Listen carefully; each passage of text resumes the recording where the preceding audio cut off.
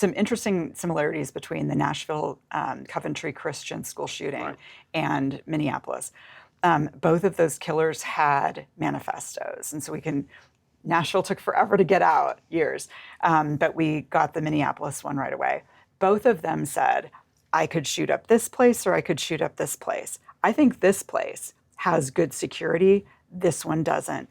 And specifically in the manifesto of the Minneapolis shooter, I'm going to go here because it's a liberal school and they're less likely to have armed teachers. And think about this. So in both of those shootings, the shooter said between these two. So this other school, those children are safe. This school, they were at risk because they were known not to be protected by armed guards. And I think that's huge, Jon. It's huge.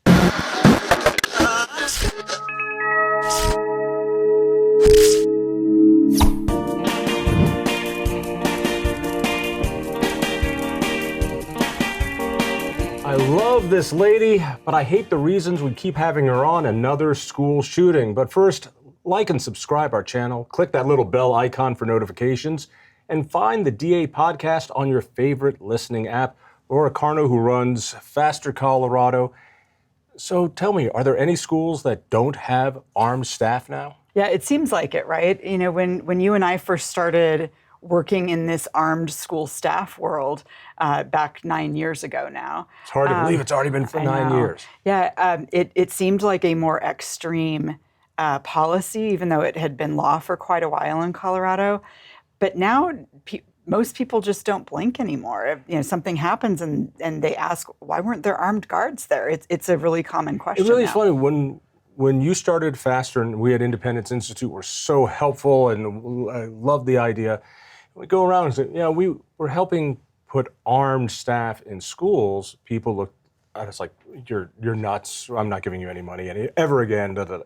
And now it's becoming more and more evident there is no other way to protect our kids in schools but to have people there ready to answer the emergency the moment, not 5 minutes later, the moment it happens. And you can only do that if there are people there who are armed and, most importantly, trained. And that's what Faster does. Right. And I'll say armed and trained and concealed. And that's the big difference. You know, there have been in schools that have school resource officers who are sworn members of police departments or sheriff's offices. There have been school shootings that happen where school resource officers are there. It doesn't happen right in front of them, obviously, but they're able to stop the killing. But they're known. They have a uniform, they have a gun, everybody knows that. The key for armed staff is nobody knows who is armed. These are very confidential programs, and so killers are deterred by the idea that they know a school probably has armed staff. They don't know who it is, and so they just go to another target. And the reason why this is turning mainstream, and I predict in a couple of years will be everywhere, is that you can't afford to have enough cops in schools. You can't afford to have cops just sitting there waiting in case maybe it happens, because it usually almost never, ever happens. Right. It usually is just fine. So they're just sitting there doing nothing. It's the same reason the TSA helps pilots conceal carry, because 1 in 10 of all of our flights has a pilot with a gun. We don't know which one. They don't know which one. And they are trained for that specific environment. And you do that for teachers and other staff. Right, and the pilot has another job. So he or she isn't just sitting there waiting for something bad to happen. They're going to fly the plane. Similar to armed staff, they are, you know, the teachers principal and or coaches and name a position down to lunch lady. We've had a lunch lady, which I think about all the kids in the cafeteria at the same time. When I met her, I said, you are the most valuable person we've ever trained. Stop there for a second, sure. Because most people will say, are you kidding? A lunch lady, she scoops this and she slops it on the tray and everybody makes fun of her. And how dare you give her a gun to carry around the kids? But just like the bombing in a stairwell at some concert, I forget whose concert, you know, when people are packed in, that is a magnet for a shooter, Right. and a cafeteria is a perfect one. Yeah. Would that we had guns to give people. Yeah. So that's not quite the way it works, Right. but a lot of people use that language. So I'll I'll address say that quickly. we train people. Right. Right. Consider that most of these schools and all of our early adopters were rural schools. What you were doing, and I'll say in the case of the lunch lady or whoever else, they are already armed until they get to work. And then they have to disarm if they don't have this policy. And what a lot of people who aren't gun owners don't understand is how many of their friends and neighbors are gun owners, and they just don't know it because most of us, except you and I talking about it like this, most gun owners go through their lives very quietly. They go to the grocery store and they drop their kids off at school and they go to work, and they just happen to be armed. And most of them don't talk about it. So that lunch lady or that teacher or that janitor or coach, they grew up around firearms. They've always had firearms around. They use it for protection. They would be disarmed going to work at a school where they are more likely to be in danger. The numbers are, and tell me if I got this wrong, I think it's 14% of all Coloradans have a concealed carry permit. So it's more than what you get on a pilot's when 1 in 10. Yeah. No, it's potentially 15%. So they're everywhere, they're omnipresent, and I know that freaks people out. It makes me feel more comfortable, especially if people know that good people are there to stop a shooter because nothing else will. Let's dive into some specifics. This latest shooting in was Minneapolis. Horrible shooting. It was at a private school, and the person who did it was transgender. The person who did the STEM school shooting was transgender. We can go over, I can list about 5 others. And now the Trump Department of Justice is looking at, well, maybe we shouldn't allow transgender people to have guns, or that's a mental illness, and because of the mental illness, they shouldn't have guns. I strongly disagree with that. You cannot disarm minority groups, especially. The first gun laws were to disarm blacks. Right. The current gun laws that are making it so expensive and ridiculous to buy a gun, well, that only hurts poor people who are usually people of color.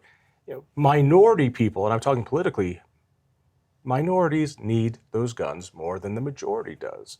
And so as a guy who's been so critical of the awful movement that is the transgender indoctrination and speech police and all the rest, maybe the first to stand up and say, no, you cannot disarm these people because of their lifestyle.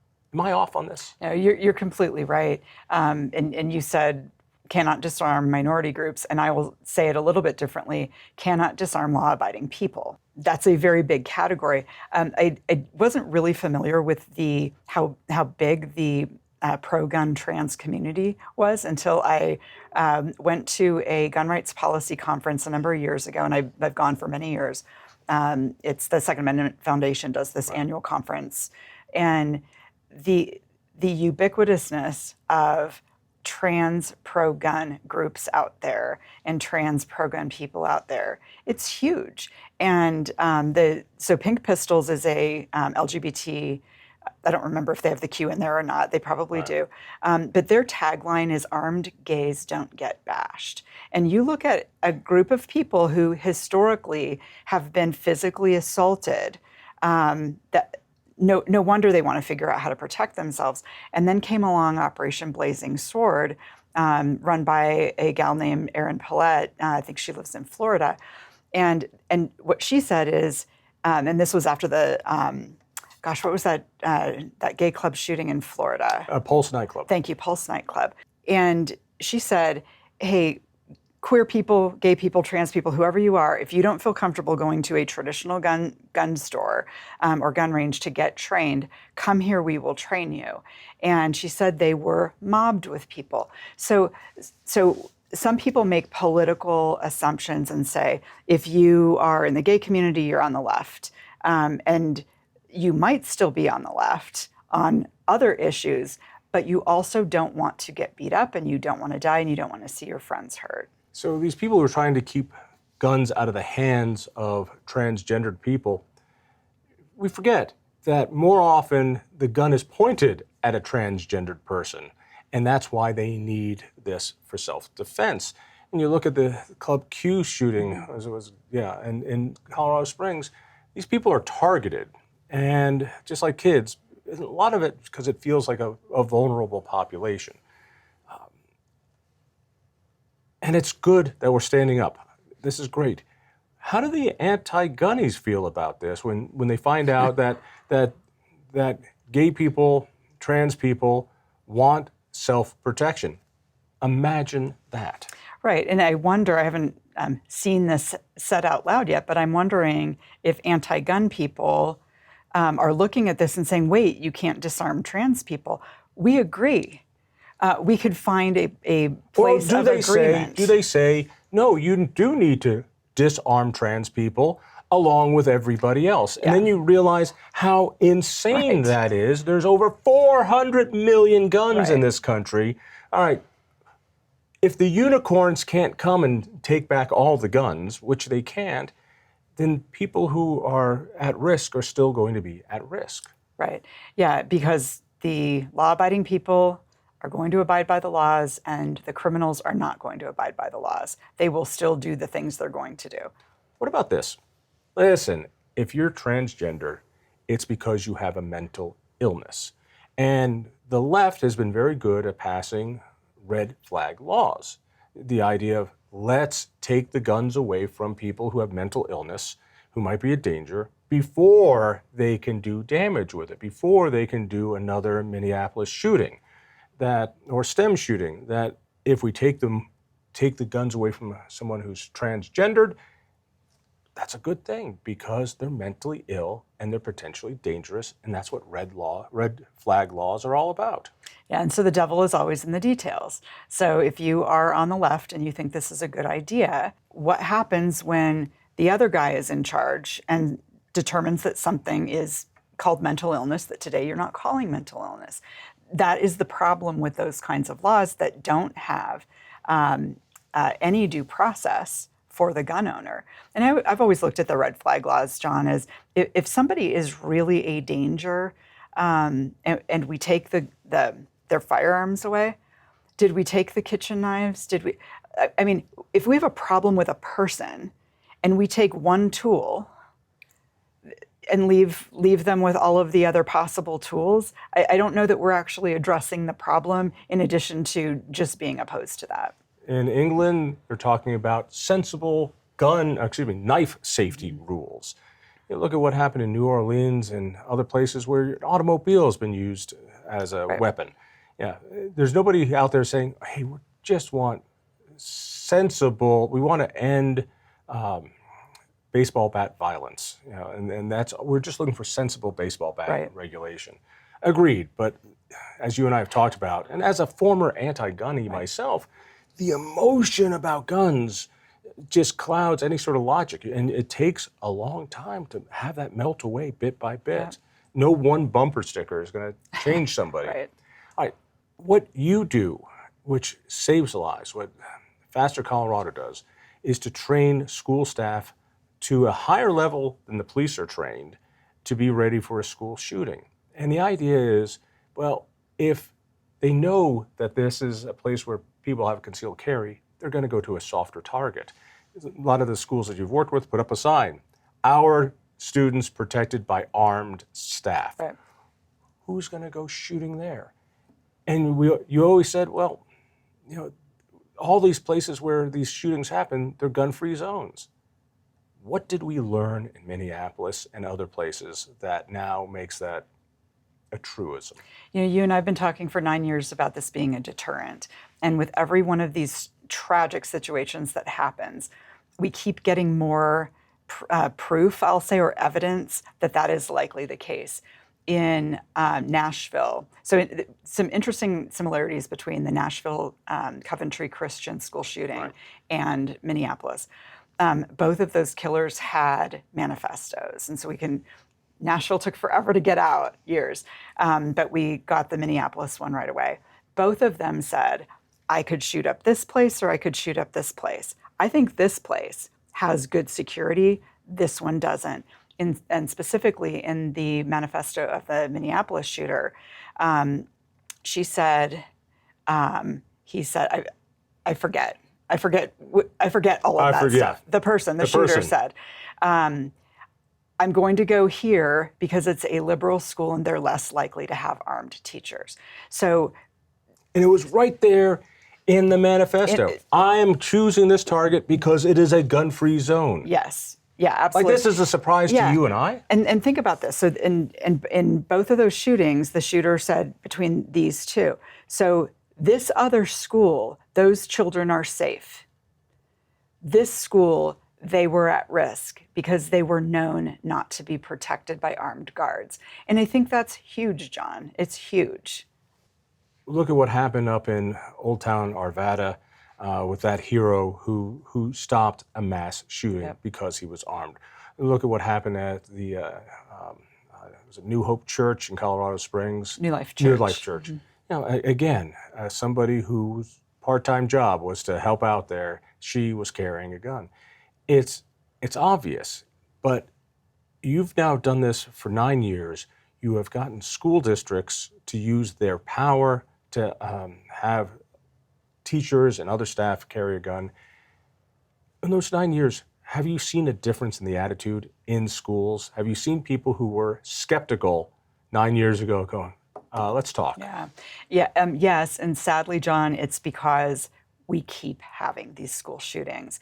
And you can wish away guns. You can have that unicorn thinking and say, I wish there were no guns, and nobody wanted to kill anybody. I want nobody to want to kill anybody either. I think that can be something we all agree on, but that's not reality. That's unicorn thinking.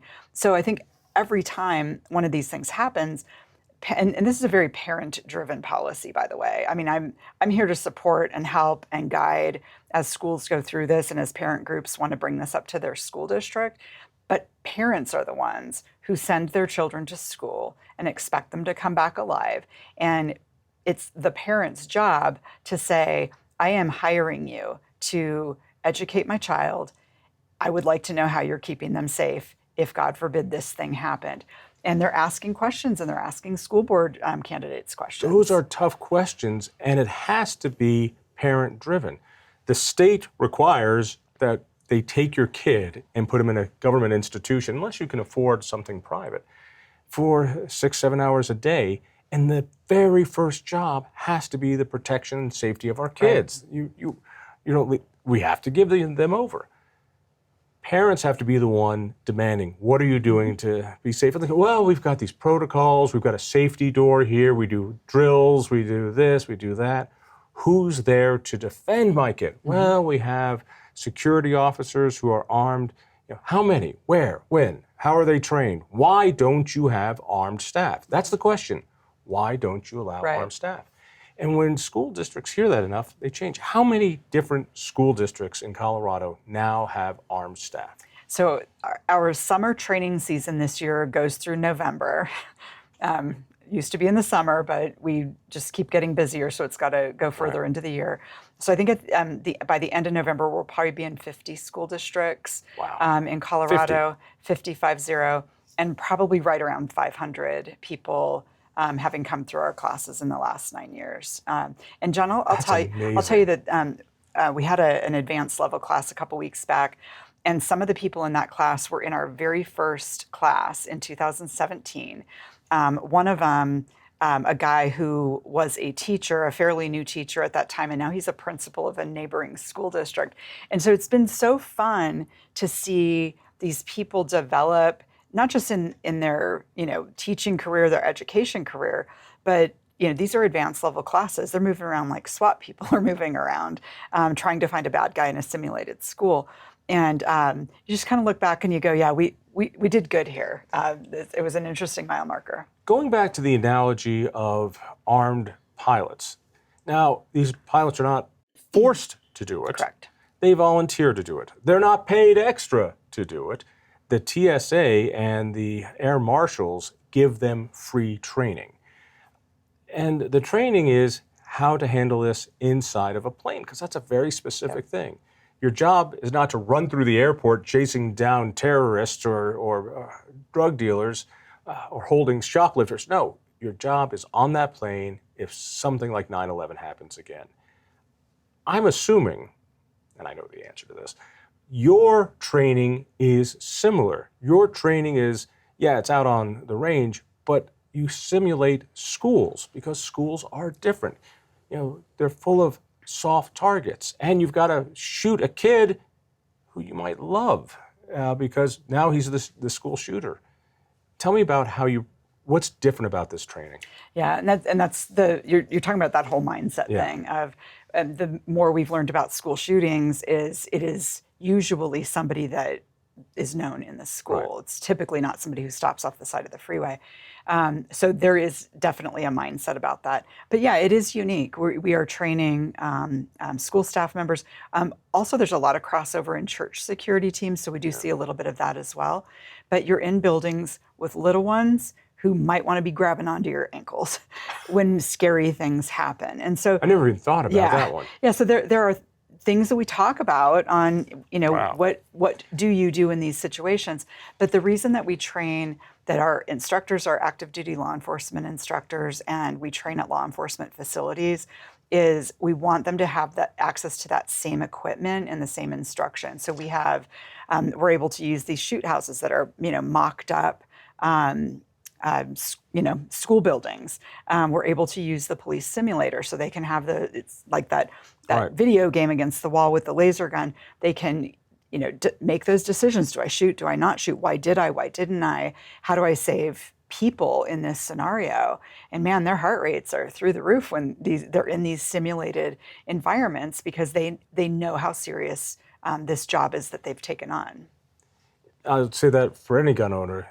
Might have been a good shot 10 years ago, but if you're not continually practicing, Yes. it's different. And a stagnant target at the range is a lot different than mayhem in the school. Yep.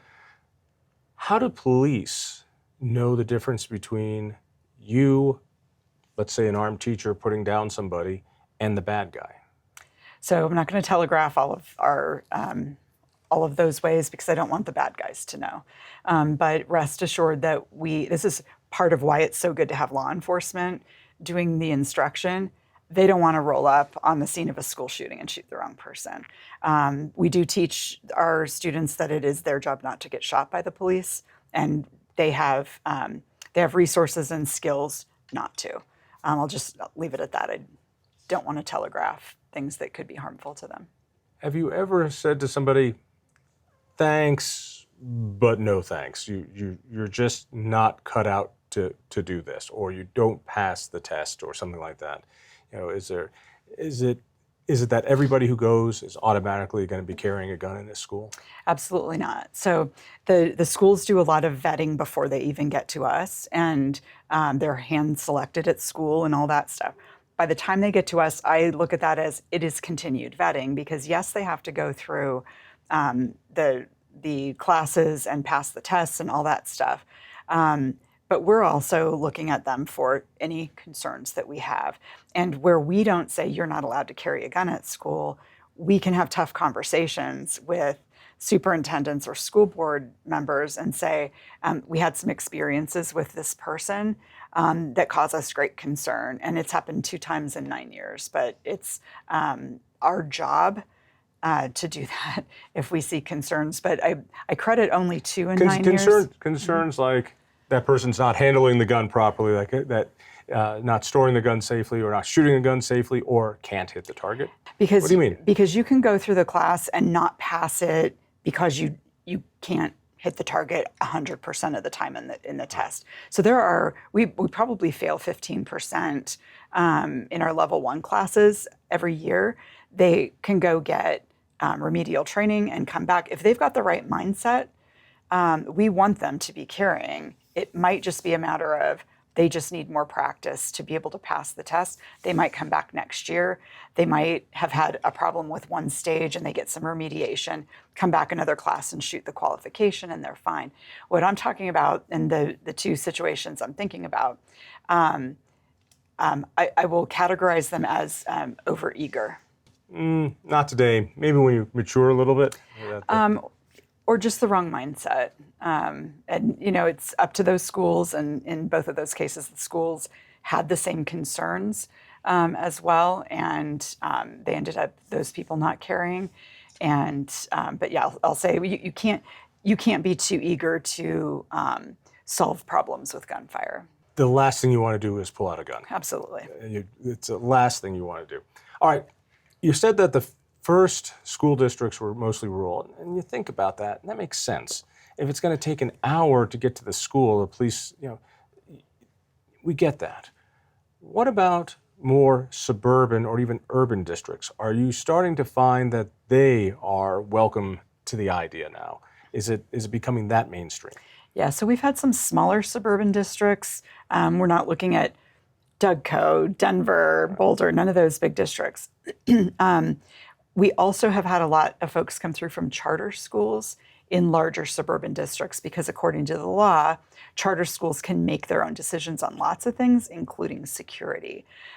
So that's a thing. And then private schools. So, the Minneapolis shooting was at a private Catholic school. And you could make a case that school children plus religious organization kind of makes you a double target. So we are seeing more private religious schools. And this is interesting, John, homeschool groups. So they do their homeschool at home and then they go a day or two a week to a church to do, co-op or PE or field trips. Yeah, and not every mom knows physics and we've got to have somebody to teach the kids physics and stuff like that. So there is a large homeschool network that now sends their security team through. And with COVID, think about how many kids were taken out of traditional public schools and they're in micro homeschool co-ops or traditional homeschools. There's a lot of kids that are being protected by armed homeschool parents. when we started this, when you came to Independence and you said yes, because nobody else is going to do it. Nobody else is going to do it. It was out of the realm of possibility. The Overton window has now shifted, as I knew it would. One of my concerns was knowing that the state was turning the way it is. It was turning very anti-gun. That this law that we have that says school districts have local control. If they want to make this decision on armed security, it's up to them. I could see a legislature in the future, when we started, saying, no, we want to get rid of that. Now we've got 50 school districts, 500 educators and staff members who are going to say, no, you are not disarming me and you're not making this happen. I believe that was a cultural change that you made that has preserved the right for local school districts to make that decision. This bunch of anti-gun fanatics at the Capitol would easily get rid of this if you did not take this challenge on.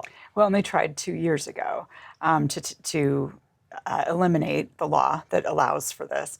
And we had to hire a lobbyist. We just spun off from Independence Institute. Right. We were a brand new 501c3 on our own, and we had to hire a lobbyist. There are other people out there trying to train armed staff who did not kick in money to help us hire the lobbyists. Right. But it was our efforts. We were on the side of the teachers' unions, or the teachers' unions were on our side. Really? On keeping this law because of the local control. They don't want to give up local control on other things. The Colorado Rural Alliance was on our side. We wrote all of the arguments, and our lobbyist was able to help get all of these folks to come alongside. And the bill sponsor herself had to pull her own bill out of a Democrat committee, because she didn't have the votes. And then she decided not to run for re-election the next time. And, in my head, I'm saying it was because she had a really rough time with that bill, and it could be true. But it's true. As we've always said here at Independence, politics is a lagging indicator of culture, and you need to change culture. Well, the culture in Colorado has turned very anti-gun. But in this instance, it has proven very pro-gun. And I think the left especially is having a hard time with this. Yeah, they want to save kids, but they don't want to be the ones to take guns away from gays and transgendered people. They don't want to be the ones now to say, all right, schools, you need to leave your kids defenseless and change this law. That is an amazing cultural change. Yeah, and the Democrat legislators that we had discussions with 2 years ago on this, that was their concern was how else are we going to fund security for these rural school districts that don't have law enforcement nearby? If we take that away, what are we going to do to protect them? And so, yeah, like I say, she had to pull her own bill because she didn't have the Democrat votes in committee. So let's talk about the price of this. It's not free. right. It is so much less expensive than hiring cops to sit around and do nothing, just waiting for that moment. And so it's the only affordable thing, and especially now that school districts and the state have a budget deficit, it's the only thing, but it ain't free. So what evil corporations have purchased your influence? Who pays for this? I would like to meet some of those corporations to write us big fat checks. That has not happened yet, but we do have sponsors that help us. So most schools, once they've been in this a year or two, they are able to budget at least some of the money. So we're almost paying for our classes. What we can't pay for is the program to be able to go out and help more schools understand that this is a cost-effective way to go and a very, very safe way to go. So we're reacting to the people who want us. We can't get out yet to meet with everybody else. So we do raise money. We're a 501c3. We started raffles when we were here with Independence, and now that we are on our own, they look very similar. They're sweepstakes, and we have one running right now. So, and the school districts chip in, but it's still a remarkably inexpensive thing. I mean, we're talking that it takes $50,000 to train a teacher. What does it cost? Yeah, and that's a good point. So they are able to pay their tuition, but the tuition is a very discounted tuition. So thank you for allowing me to clarify that. So what we charge the schools to go from not carrying to carrying is $1,250. That's it. It's for a 3-day class. And we finally, after 8 years, raised our prices because the price of everything went up. Well, and also ammunition has gone up. Everything went up. By a new anti-gun law that's gone up. Yes, exactly. And then the subsequent levels, we used to charge $600, now we charge $750. So it's still extremely affordable for them, but it's just the hard costs of renting ranges and paying instructors. That's about it. So where we were going, we had to raise a lot more money before that because schools couldn't afford anything. But this is really, John, part of it being more mainstream to schools. They're saying, well, yeah, just like we send the math teacher to go learn the new math things in the summer. Or these new software programs with portals that do this. Whatever it is, this is part of their job. They volunteer for it, but it's part of their job. We're going to start budgeting. Not every school can, especially those little bitty schools that might have like 80 kids, K through 12, one campus. There's just not enough per pupil money to do that. So we still have scholarships for those kind of schools. Let's just run through a couple of the basics, and you get this all the time. Yeah. You're crazy. You want teachers to hold these? Kids are going to find these guns. They don't. What do you mean they don't? We have enough. We have enough all across the country. We have enough history now. It's a good thing to ask a question about. It's a good thing to train retention, deep concealment, all that stuff. But it's not happened. A kid is going to go into a teacher's purse sometime or in her desk, and they're going to find a gun, and they're going to kill themselves by accident. It's inevitable to happen. Yeah. So we teach only deep concealment. And what does that mean, deep concealment? Nobody should ever know that you're carrying. And we have one of the outside instructors that helps people to get ready for Faster Level 1. It's our Faster Essentials program. Her name is Julie Park, and she puts on a concealment clinic for women, and she comes out in this clinic wearing 5 or 6 guns, and you can't tell. And she is a slender gal who dresses the way a slender gal dresses. So there are techniques. We help steer them to resources, but deep concealment means nobody These guns are going to get lost on school property. Good God, the bozos at the Capitol occasionally leave a gun on their desk. You know, and they're legislators. They're the smartest people in the world. Yeah, they've never been through our classes. So, but schools also have school boards over the last 9 years have gotten much more requiring of, yes, you have to go to faster, but here's what you have to do every week. Here's what you have to do every month. Here's what you have to do every quarter from a training standpoint. If a student or a staff member ever sees that you're caring, you're off the team. If you ever leave it somewhere, you're off the team. I mean, the school boards have gotten far more rigorous. In the beginning, it was like, oh yeah, me and Joe have been, going elk hunting for years. He's on the team, and that was it. Right. It is far more structured now, and I think that's because at Faster we brought on a couple of retired superintendents to help create some of that rigor. Teachers have enough stresses in their life. They've got to educate these kids. They got to deal with parents. They got to do this. And now you're throwing one more thing by forcing teachers to do this job. They didn't sign up for this job. So it's a volunteer position, number one. Number two, they have a lot of stresses. We didn't hire them to go throw their body in front of bullets to try and save children and not have any ability to protect them. So when people say, gosh, if there's a school shooting and somebody had to shoot a kid and, you can't imagine. You can't imagine the psychological, everything. You know what? Nobody gets out of these things unscathed, whether there's somebody there to protect the kids or nobody there to protect the kids. These are horrible events. They are traumatic. People in a different building are traumatized by it. What we're talking about is, how do we save children's lives? How do we save the lives of the staff members?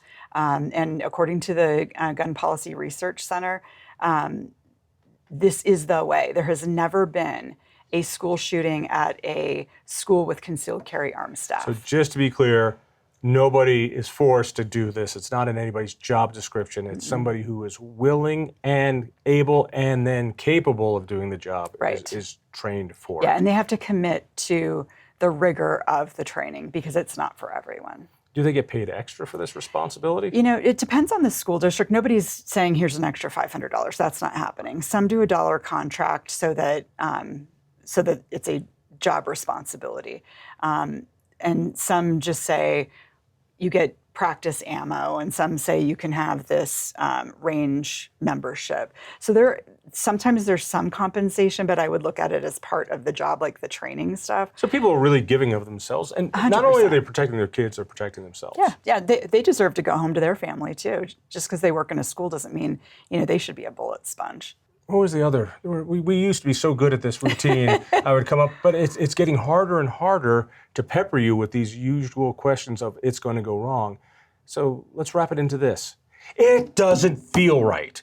A school is a place of learning, not a place of violence. Guns are things of violence. I don't want my kid going to some school where there are people walking around with guns. That's not how I raise my kids, and our government shouldn't be doing this as well. It's not what we do. It's just wrong. We would hope that schools are not a place of violence, and they are. We would hope that churches are not a place of violence, and they are. But what we can do is stop it when it happens so that they're not, they cease being gun-free zones. So Congress, how many shootings did somebody come in and do a mass shooting in Congress? 0, because there are armed guards everywhere. There was one time that it got overrun, but yes. Very infrequently. Yeah. Not like what we're seeing in schools. There are armed guards in department stores. Department stores. So what is different about that geography that's called school versus that geography that's called department store, that the lingerie over here gets protected and the sweet little children over here don't? It makes no sense, and it makes no sense to people. That's why there's a culture change. And it's getting there. Mm-hmm. Some more there. Hey, people want to help out. One of the things I'm most proud of in my many years is being there at the formation of Faster Colorado. I don't think there's a person who could have done it better than you have done it. You're now your own organization, not you, but Faster Colorado is its own organization, no longer going through Independence Institute. People need to help out. People need to give you a few dollars. Where do they go? Yeah, fastercolorado.org, and they can give. They can sponsor a teacher, sponsor a staff member. We've got a sweepstakes going right now, so you can enter into the sweepstakes and win some guns and some beef and beef and bullets. Beef and bullets. And we'd love to hear from you. Also, take a look at our sponsor page. We have sponsors that help us out on a regular basis. Name a few of them, because they're Yeah. good. They're good people and good companies. Yeah, they are. So Bullets Both Ways and Second Call Defense. I'm going to forget somebody. Shadow Systems still help you out? Shadow Systems, Waypoints, which is a curriculum, a classical curriculum. There's a bunch on there that I'm forgetting now, of course. But go there, help out, buy things from those sponsors. And if you own a company and you would like to sponsor us, you can contact me through the website, and we'd love to be partners. Website again? Fastercolorado.org. Fastercolorado.org. I love hanging out with you. I wish we didn't have to do it after all these shootings, but as you said, with more and more shootings, we're learning more and more, and we're learning that gun-free zones are death zones. Yep. Laura, thank you so much. Thanks, John. If you enjoyed that conversation, by all means, click one of these other great programs. We have the best conversations with the most fascinating Coloradans. And subscribe to our channel. Just click down below and hit that little bell button too. You don't want to miss a single show.